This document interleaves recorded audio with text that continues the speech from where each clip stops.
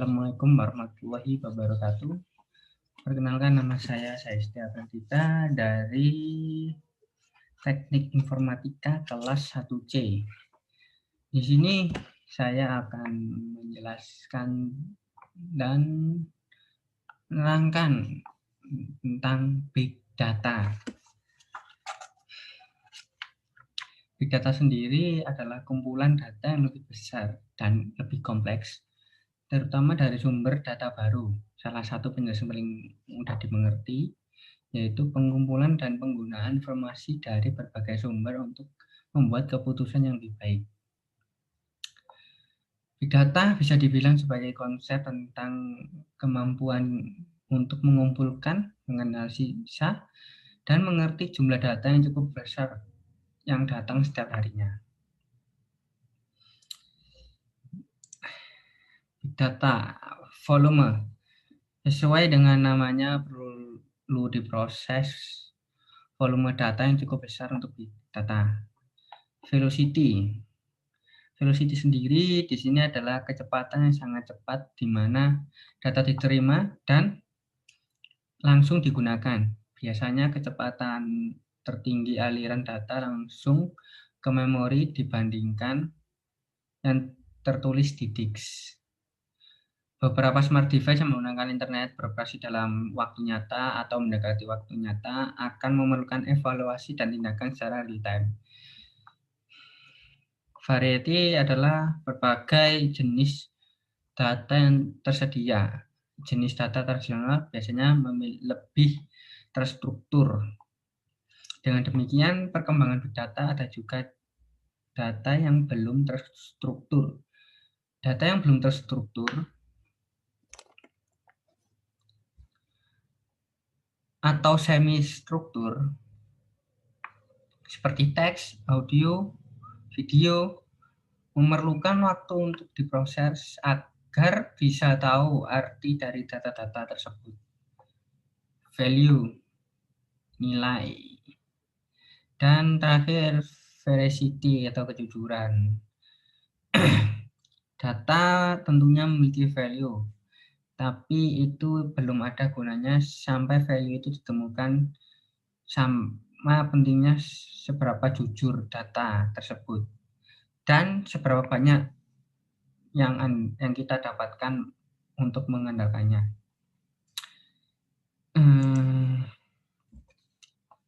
Zaman sekarang Big Data dianggap sebagai modal. Pikirkan beberapa perusahaan teknologi terbesar di dunia. Sebagian besar nilai mereka tawarkan berasal dari data mereka yang terus-menerus mereka analisis untuk menawarkan layanan yang lebih baik dan mengembangkan produk dan fitur-fitur baru. Terobosan teknologi baru ini adalah secara eksponensial mengurangi biaya penyimpanan dan komputasi data, membuat lebih mudah dan lebih murah untuk menyimpan lebih banyak. Dengan peningkatan volume data besar, sekarang lebih murah dan lebih mudah diakses. Menentukan nilai dalam data besar tidak hanya tentang proses analisanya.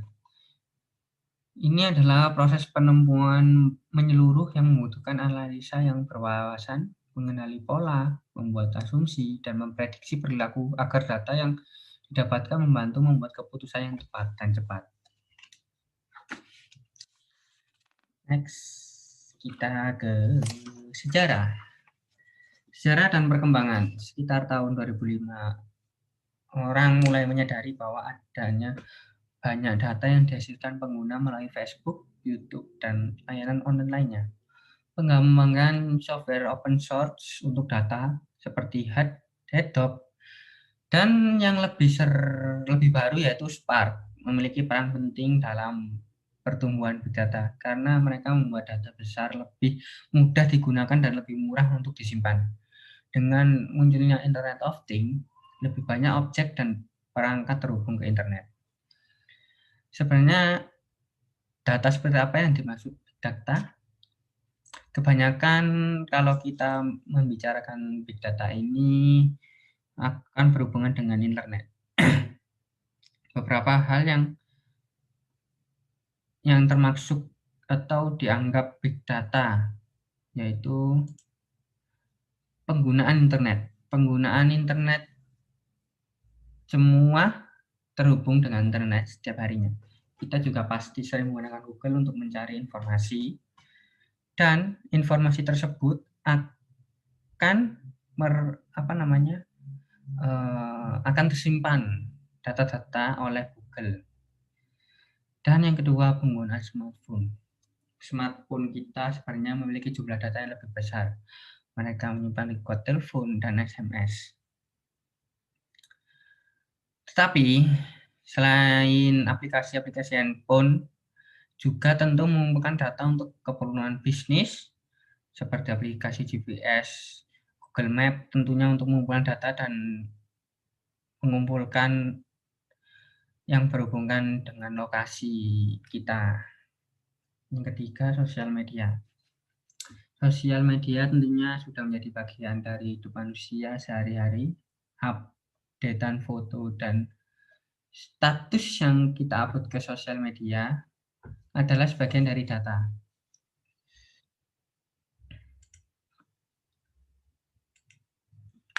Kita mungkin kita mungkin menggunakan yang keempat, digitalitas media. Kita mungkin menggunakan CD atau DVD untuk mendengarkan dan menonton video. Selain itu, smart device.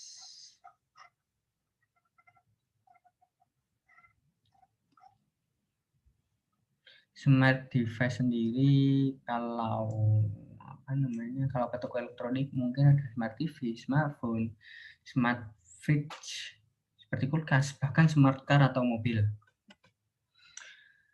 Konsep smart appliance sendiri adalah bahwa semua peralatan Anda di rumah ini terhubung satu sama lain. Merupakan bagian dari teknologi terbaru, Internet of Things.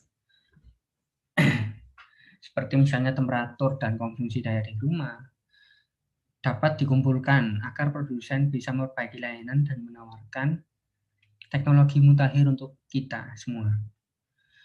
Selanjutnya, untuk customer relationship management. Mungkin kita sudah melakukan beberapa usaha untuk menjaga hubungan dengan customer bisnis. Kita ada beberapa tool di luar sana seperti Zoho atau Bitrix 24 yang bisa membantu kita mengelola kegiatan CRM kita. Dengan tools ini kita juga bisa mengumpulkan data menggunakan data dengan lebih mudah dan efisiensi.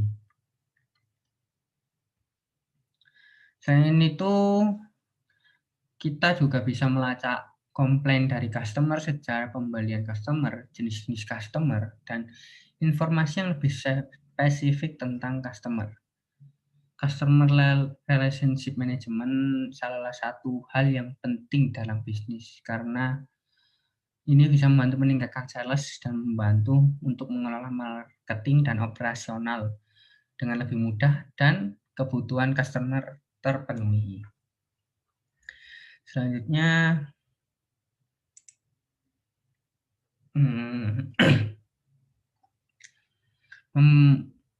membantu meningkatkan operasional bisnis menjadi lebih efisien. Big data sekarang sudah digunakan di berbagai elemen bisnis.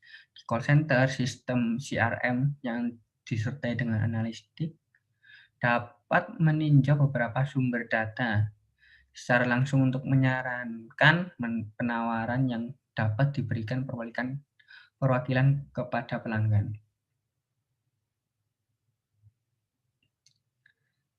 Di sini di kantor, dokter analitik yang diintegrasikan ke dalam aplikasi pemeliharaan kesehatan dapat meningkatkan hasil dengan menghadirkan dokter dengan saran yang diinformasikan dan langkah selanjutnya yang perlu dipertimbangkan dalam merawat pasien. Ini contoh untuk membantu operasional bisnis.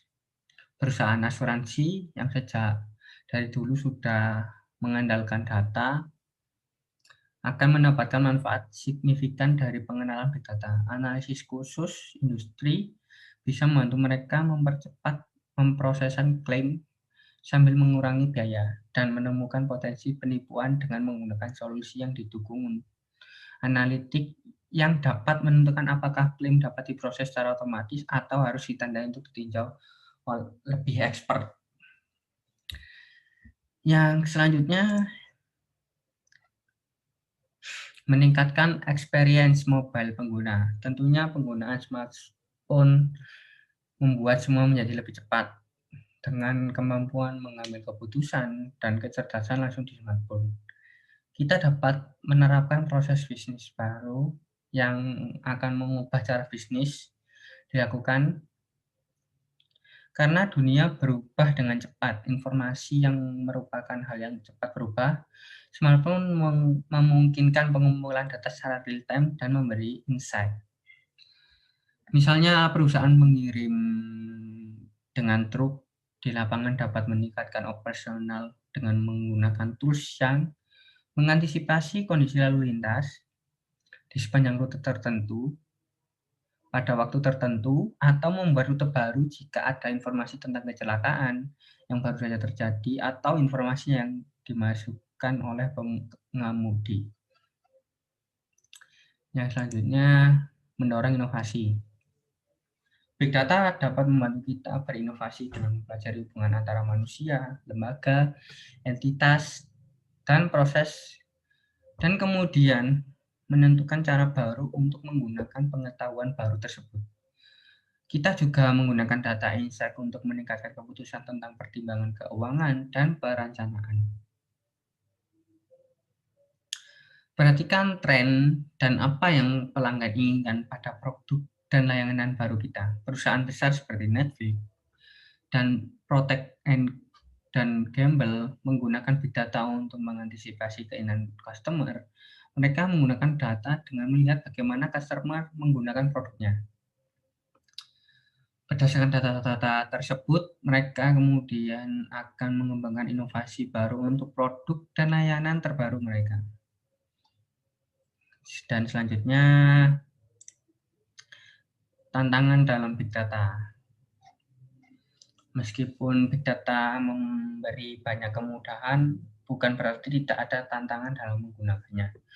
Salah satu kesalahan yang sering terjadi adalah perusahaan atau organisasi hanya menggunakan data tanpa melibatkan manusia. Padahal untuk menggunakan data tersebut dengan baik dan benar, perlu campur tangan manusia untuk mempelajarinya. Yang perlu diingat, big data memiliki jumlah yang besar. Meskipun sudah ada tools yang bisa membantu kita untuk menyimpan data ini, volume data tersebut meningkat setiap tahunnya. Masih banyak organisasi yang kesulitan menampung data-data tersebut.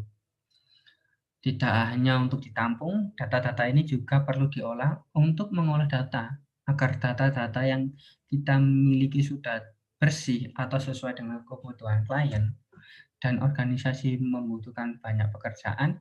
Data scientist menghabiskan 50-80% untuk mereka menganalisa dan mempersiapkan agar data bisa digunakan kembali. Akhirnya teknologi big data terus berubah dengan sangat cepat. Beberapa tahun lalu, teknologi populer yang digunakan untuk menangani data besar saat ini dikombinasi dari dua software. Tampaknya merupakan pendekatan terbaik. Mengikuti teknologi big data masih menjadi suatu tantangan berkelanjutan baik untuk individual maupun organisasi. Yang terakhir adalah kesimpulan dari big data tersebut, yaitu data adalah emas. Organisasi manapun yang menguasai emas dapat dipastikan kekayaan dan kekuasaan yang ditanganinya. Begitu juga hal dengan data.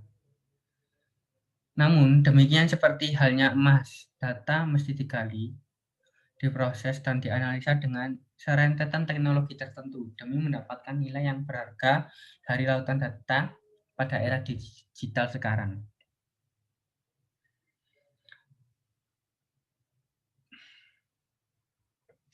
Lautan data tersebut kemudian dikenalkan dengan istilah big data, kumpulan data yang begitu besar dan kompleks yang tidak memungkinkan lagi untuk dikelola dengan tool software tradisional. Terdapat dua tipe teknologi untuk memberdayakan big data tersebut. Sekian ini penjelasan tentang big data dari saya. Sekian, terima kasih. Kalau ada salah kata mohon dimaafkan. Wassalamualaikum warahmatullahi wabarakatuh. Terima kasih.